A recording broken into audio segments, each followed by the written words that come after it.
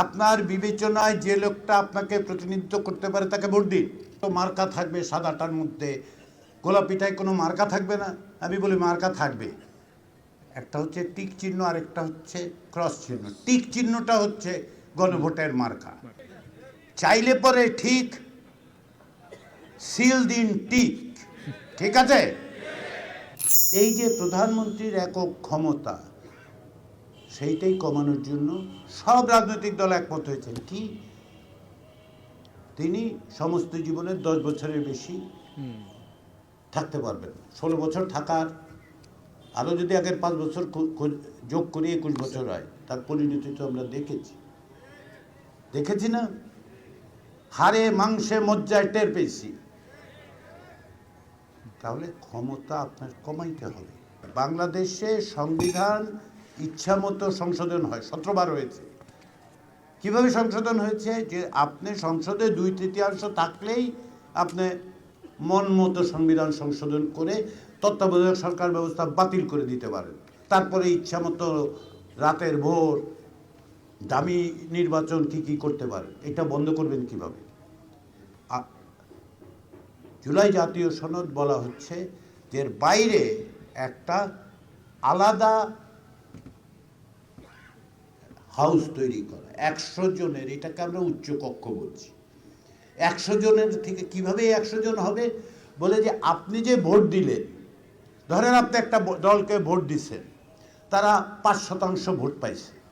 তাদের দেখা গেল যে সারা দেশ জুড়ে 5%, কোথাওই তারা একটা সিটও পায় নাই।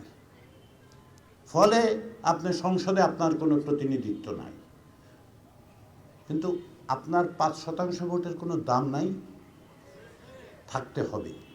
ওই জন্য আপনার ওই 5%-এর ভিত্তিতে ওই যে 100টা সিট, তার মধ্যে অন্তত পক্ষে 4-5টা লোক যাবে। এইটাই হচ্ছে সংখ্যানুপাত, এইটাই হচ্ছে পিআর সিস্টেম। আপনার প্রত্যেকটা মানুষের ভোটের মূল্য যদি দিতে চান, তাহলে আমরা উচ্চ কক্ষে বলতেছি পিআর সিস্টেমটা করলে কি হবে? সকলের মত পথের একটা প্রতিনিধিত্ব হবে। দ্বিতীয় যেটা, সেটা হচ্ছে সংবিধান সংশোধন করতে হলে আপনি সংসদে 2/3 যথেষ্ট না। উচ্চ কক্ষে অন্তত পক্ষে 100 জনের মধ্যে 51 জন আপনার লাগবে। তো 51 জন লাগলে সুবিধাটা কি? সুবিধাটা হচ্ছে এই, বাংলাদেশে থেকে 50% ভোট পায় না কোনো দল। তাহলে আপনি যদি কোনো সংবিধান সংশোধন করতে চান, আপনার দলের বাইরে 4-5টা লোক, 7টা লোক, 6টা লোক লাগবে। তো লাগলে কি করবেন? আপোষ করবে, তাই তো? যেটা জাতীয় প্রয়োজন না সেরকম জিনিস আপনি সংশোধন করতে পারবেন না। তারপরেও আবার আমরা বলছি যদি মৌলিক বিষয় হয় তাহলে জনগণের গণভোট নিতে হবে। এইটাই হচ্ছে পিআর সিস্টেমের উচ্চকক্ষ তৈরির প্রয়োজন। ভোটটা দেওয়ার ক্ষেত্রে খুব সহজ। আপনারা যখন যাবেন আপনাদেরকে 2টো ব্যালট দেওয়া হবে। একটা সাদা ব্যালট, সেখানে মার্কা থাকবে, নাম থাকবে, আপনার প্রতিনিধি যাকে মনে চায়। আপনার বিবেচনায় যে লোকটা আপনাকে প্রতিনিধিত্ব করতে পারে তাকে ভোট দিন।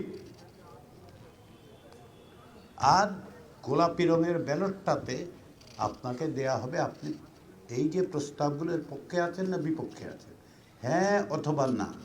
তো অনেকে বলে যে ওইখানে তো মার্কা থাকবে সাদাটার মধ্যে, গোলাপিটায় কোনো মার্কা থাকবে না। আমি বলি মার্কা থাকবে, একটা হচ্ছে টিক চিহ্ন আর একটা হচ্ছে ক্রস চিহ্ন। টিক চিহ্নটা হচ্ছে গণভোটের মার্কা। টিক চিহ্নই হচ্ছে ঠিক টিক, চাইলে পরে ঠিক, সিল দিন টিক, ঠিক আছে? এইটাই বলে। ফলে মার্কা থাকবে এবং সেই মার্কায় আপনারা ভোট দেবেন।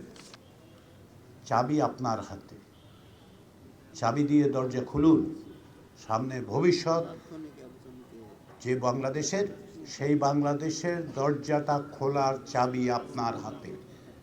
দরজাটা খুলবেন কি খুলবেন না সেটা সবাইকে বলুন, সবাইকে উৎসাহিত করুন, অনুপ্রাণিত করুন।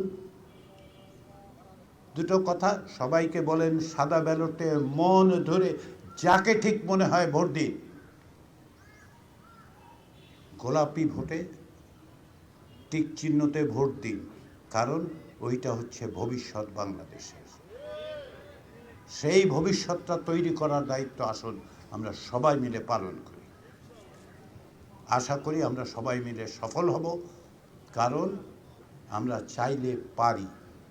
ফ্যাসিবাদকে হটানো গেছে, আমরা একটা নতুন ভালো বাংলাদেশের পথ তৈরি করতে পারবো। সবাই ঐক্যবদ্ধ থাকলে পারবো, অবশ্যই পারবো।